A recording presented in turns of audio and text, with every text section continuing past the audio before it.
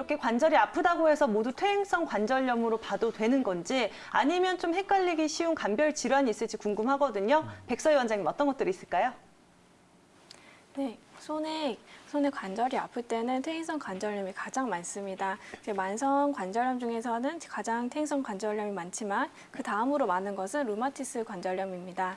이제 만성 염증성 관절염 중에서는 가장 흔한 질환입니다.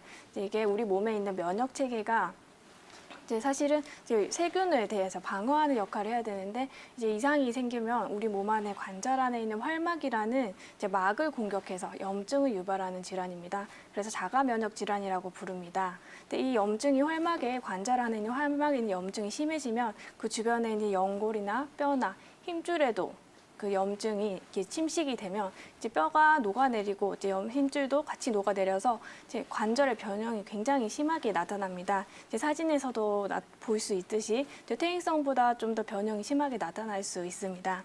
그리고 이제 이러한 원인은 정확하게 밝혀지지 않았지만 이제 여성에게 3배, 남성보다 3배 더 많이 발생하고 30대에서 50대에서 주로 발생하지만 전 연령대에서 모두 발생할 수 있는 것으로 나타나 있습니다. 네, 이렇게 퇴행성 관절염과 류마티스 관절염을 잘 구분하는 것도 중요할 것 같은데요. 또 사진상에 보니까 손의 외형적 변화가 굉장히 네. 크게 나타났잖아요. 또 이 밖에 어떤 증상들이 나타나나요? 네, 이제 주로 손가락에 있는 이제 작은 관절, 손가락이나 발에 있는 작은 관절에서 이제 좌우 양쪽으로 대칭적으로 종창이 나타나는데 이제 부풀어 오르고 아프고 이제 운동 범위가 제한이 있습니다. 그리고 이제 이런 관절을 만져봤을 때 말랑말랑하고 부드럽고 좀 열감이 느껴질 수 있습니다. 이거 다 염증 때문인데요. 이제 초기에 치료 받으시는 게 좋으시고 이제 손 말고도 손가락, 손목, 팔꿈치, 어깨, 발목, 무릎 등에서 다수의 관절에서 동시에 나타날 수 있습니다. 또한 관절 이외에도 이제 폐나 심장 같은 장기를 침범했을 때 이제 생명의 위협을 주는 경우도 있습니다. 그래서 주의가 필요하고 초기에 적극적으로 치료를 받으시는 게 좋으신데 이제 이거는 치료를 한 번에 받는다고 완치된다는 개념이라기보다는 이제 만성 염증성 질환이기 때문에 이제 염증을 계속 관리하면서 이제 꾸준히 관리해야 되는 장기적인 질환이라고 생각하시면 됩니다.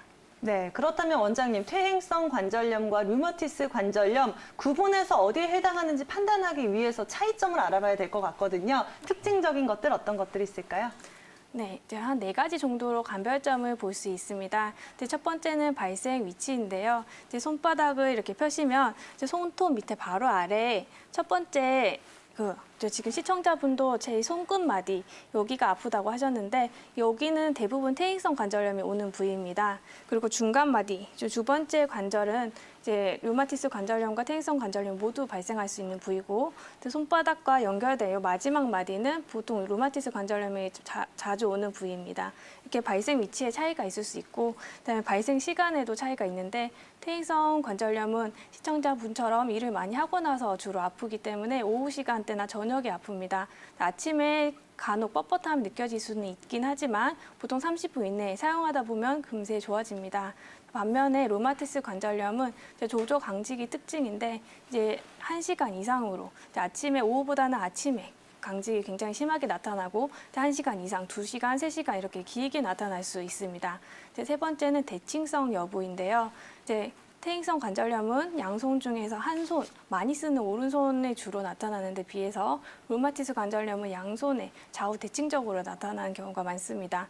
그리고 마지막으로 전신 증상이 유무인데요. 퇴행성 관절염은 퇴행성 많이 써서 연골이 이렇게 닳아서 생기는 병이기 때문에 그 관절이 국한돼서 나타납니다.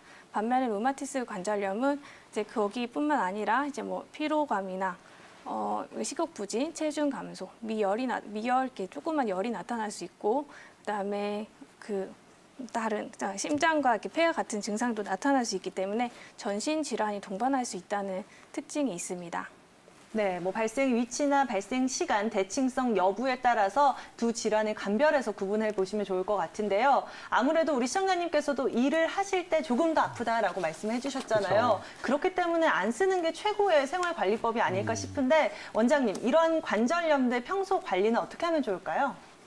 네, 말씀 잘해 주셨는데요. 많이 써서 생기는 질병이기 때문에 이제 휴식을 취하시는 게 가장 좋습니다. 아프실 때는 쉬시면서 자동적으로 우리 몸이 회복할 수 있도록 도와주는 게 가장 좋고요.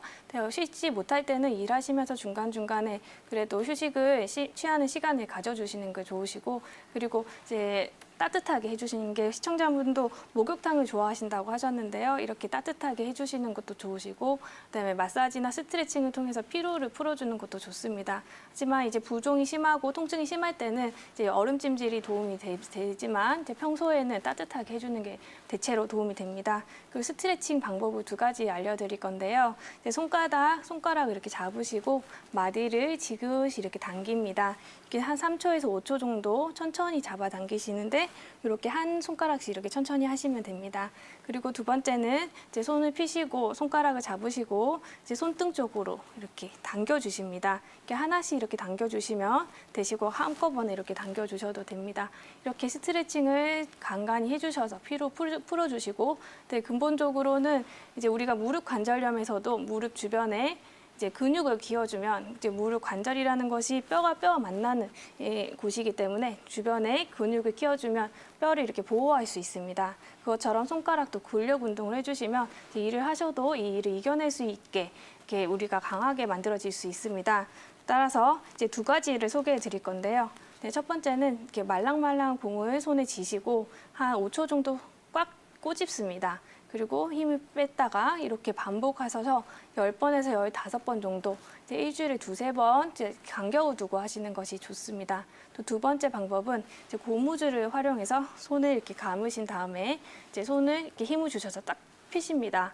마찬가지로 5초 정도 버텼다가 다시 오므렸다가 이렇게 한 10번 정도, 한 10번에서 15번 정도 반복하시고 일주일에 2-3번 하시는데, 그렇지만 이제 엄지손가락이 다치신 분들은 이 운동 하지 마시고 먼저 치료부터 받으시는 것이 좋습니다.